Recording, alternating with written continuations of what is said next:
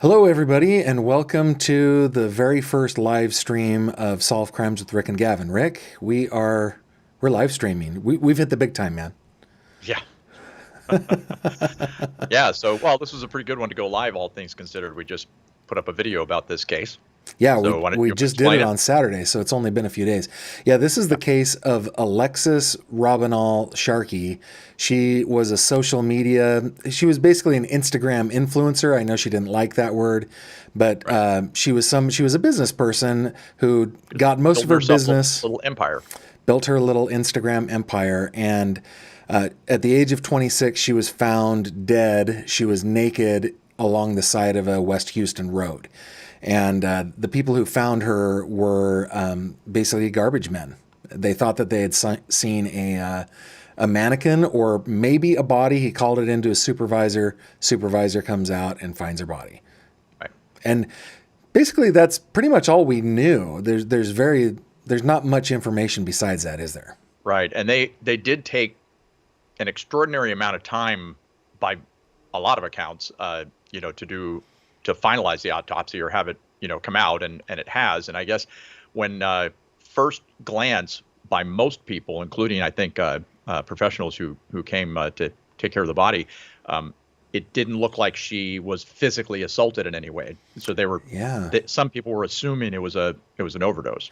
Well, and I have to say that I fall into that category because typically speaking, when somebody is strangled, there are markings that they're obviously there, right? Right.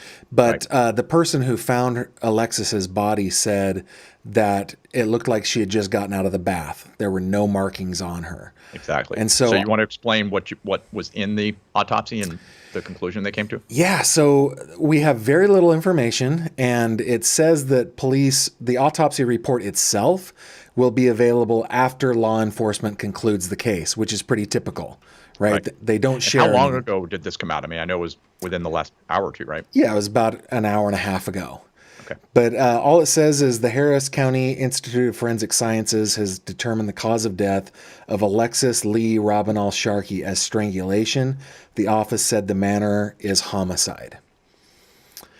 Yeah. So when we put this video up a few days ago, we weren't sure, and now it's a homicide case that we've got putting up there. Yeah, and there are a couple of obvious suspects to this. I don't know how much we want to get into this, but why don't we just kind of dive in, and we'll start where everybody else kind of figures. Two obvious ones, right? Yes. Yeah. Why don't we start with the most obvious? What do you think? Okay. Yeah. So go ahead. Husband Tom.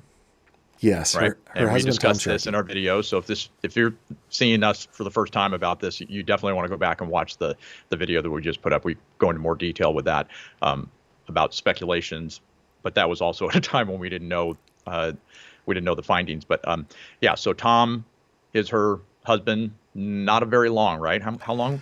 2 years? No, less than a year. They were married in December of 2000. Let's see, December 2019. So it's just over a year. Okay.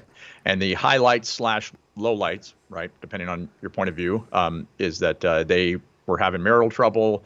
She had gone to a couple of her friends, at least a couple of her friends, and kind of explained how she said that Tom had put his hands on her. Mm-hmm. She mentioned strangulation.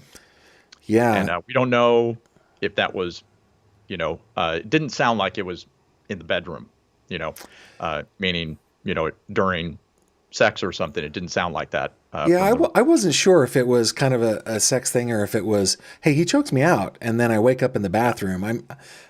I wasn't sure about that. Yeah, it doesn't sound like it to me, especially, I mean, the last thing we saw was some of the texts that she was sending to friends is that she'd been sleeping on the couch for at least a month.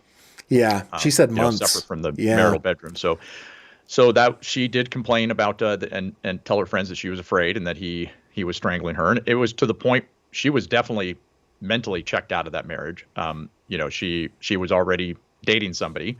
So Tom's the obvious choice, and he also had prior, accusations of violence, domestic violence. Yeah, right. So why don't you take the second guy? Yeah, contestant number 2 is a guy named Sebastian Seb Marmolejo. Seb Marmolejo is a DJ in Houston, and he's kind of one of those, like, I am so far removed from this scene, Rick, but he's kind of one of those like celebrity DJs in the area, right? So people, when he's going to be, DJing, then people come. Yeah, when he's going to be performing. So all we know, that is almost all we know about Seb.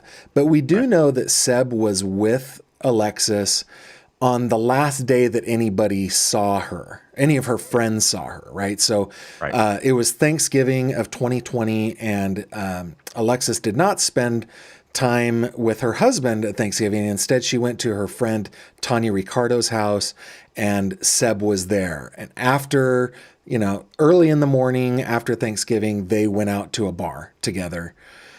We know that she texted Tanya, it was like 2:30 in the morning. Hey, you up? And Tanya responded at like 7, I am now. Right. So she was out late with Seb. And then the day before she was discovered, which was Friday, we know that Tanya Ricardo and Seb Marmolejo were among the last 4 people to text with her. Right. Yeah. She was planning on going out. If I remember correctly, she was at home, like the home with Tom, right? Yeah. So according to one report, Tom told a reporter that she had left, that they didn't fight. And he told her that she couldn't leave under the influence, and she left anyway. And that left a lot of us, myself included, thinking, I wonder if Alexis overdosed. It was an accident. People freaked out and they dumped her on the side of the road. And now we know that's not the case, right? Okay, so technically Tom was the last to see her, according to his testimony, right? According to the testimony, I believe that is true. Okay. Yeah. Yeah, I don't know. I hate to point fingers without evidence, but it certainly reads like like one of those typical scripts, right? Yeah, it does. Most of the time when a woman is murdered, it's usually the husband, if she's married. I know that's super typical and don't want to almost cliche. And we, the type of channel we have, we're not going to say for sure that anyone did something until we know, for sure with evidence, but it certainly seems that way. Yeah. A lot of people, Rick, were asking or have been commenting online, what took the medical examiner's office so long to get the autopsy out? Right. What are your thoughts on that? I don't know enough about, the medical examiner's office as far as, and I would assume that each one is different, as far as caseload and, that sort of thing. So I can't really say for sure if something's long or short. I can't see that it would be an emergency. Especially at first glance, she didn't seem to be, in any, physical condition to immediately scream murder. But this was also, for Houston, a fairly high-profile case, I would guess. Yeah. It's been on all of the networks and everything, so it's pretty high profile. So in that vein, my first thought goes to, I would guess that they were taking their time to make sure they got it right. Yeah, I would guess so. I personally never believed that they were taking too long. It seems like that's about what it takes. When the body is examined by the medical examiner, they're basically grabbing a bunch of information, right? And they have to, there's certain things that they dissect, and then they take fluids and they take samples and they send them off to the toxicology lab. The toxicology lab has a queue. Well, this is all the stuff that the public, we doesn't know. We don't probably see. Doesn't want to know. Yeah. To be honest. Yeah. But yeah, they're weighing organs and they have all kinds of things they have to, boxes they have to check to come out with a conclusion. Yeah. Now, I'm curious. I don't know that this matters one way or the other, but I'm curious. Sometimes when, like, an obvious sign that somebody has been strangled is that their hyoid bone is broken. There's fracture. Why don't you explain that? Because a lot of people don't realize what the hyoid. Yeah. So in your throat, kind of at the base of your tongue and around your larynx, there is a bone that's kind of the shape of like a wishbone on a turkey, right? It kind of looks like a U. And when that's compressed, there tend to be fractures kind of up where those two bones kind of meet, right? And that's what it crushes when the person is crushing the larynx. Right. And it doesn't always happen that bone breaks when somebody is strangled, but it But it's a good typically indicator. does. Yeah. Yeah. So that's probably something that they took into consideration. There's likely ligatures and bruising that they had to take a look at. So the report that came out this afternoon was that it was manual strangulation, not asphyxiation, right? All it says is strangulation. That's their press release. Because that's a huge. Because I mean, Yeah, putting a tell us pillow the over difference somebody's between face, asphyxiation wouldn't and have marks, and the hyoid bone would be broken. So tell us more. What is asphyxiation versus Asphyxiation strangulation? is basically keeping air from getting into someone's lungs until they die. It's that easy. It's that simple. So it's like So that could be smothering. a pillow. That could be somebody's hand, covering, especially, Tom's a pretty big guy. Somebody could put their hand over both the mouth and the nostrils so they can't breathe. It could be like a chokehold, which would not necessarily be, like two hands around a neck, which would probably cause more damage. So a chokehold could also cut airflow. Yeah. Yeah. So it still could end up being that, unless obviously if they came out and said manual strangulation, then they probably had evidence to that, Yeah. But yeah. So The other thing that I'm curious about is her blood alcohol level, and also if there were any other substances in her body. I think a lot of people don't realize that toxicology is sent out typically, right, to a third party. Yeah, some medical examiners' offices, and Rick, it varies everywhere throughout the United States, Right. but some medical examiners' offices have toxicology and forensics labs in the medical examiner's office. I would guess Houston would. It's a pretty large would city, too. so I would guess they do. Yeah, and typically the thing that kind of, I guess, indicates that they might have a good lab system is the fact that they're using a medical examiner system rather than a coroner's system, right? With a medical examiner system, these people are pathologists. They're trained in forensic pathology. They're medical doctors. They're medical doctors, right? Whereas in the coroner system, they aren't necessarily.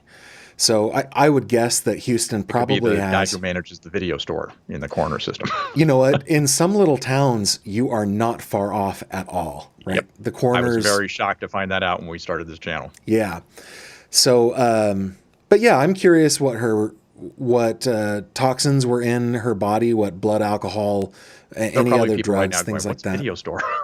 There I don't know why I chose video store. No, we're old. We're old people. Exactly. Yeah. But anyway, there's the update for those of you who are following along. We got a couple people texting us and commenting and watching here, Rick. So thank you guys for joining us. And, as soon as we have more info, we will do another episode. Yeah, follow along. And if you haven't already, please subscribe to our channel. And click the bell. Yeah. Now, and real quick, I know that we've gone about 13 minutes, but real quick, Rick, why don't we explain why Solve Crimes with Rick and Gavin is just a little bit different than the other true crimes area? I mean, this isn't really a case that we would normally do. In the name, right? I mean, we actually try and solve crimes. I mean, this is a little different because there's a lot of attention on this case. But we actually want people who are watching the episodes that we do. We're presenting what we have found, and so we're hoping that people watching will reach out if they have any knowledge of the case, if they saw something or they know someone who might see something. And I think we've been, I'll speak for both of us, we've been pleasantly shocked and surprised at how much feedback we've gotten. It's actually turned some of these cases on their heads, even some of them that were 50 years old. So every In fact, little bit of it. I mean, not to totally brag on us, but it was just a couple of months ago that we presented our first suspect to law enforcement on a case that was 50 years old.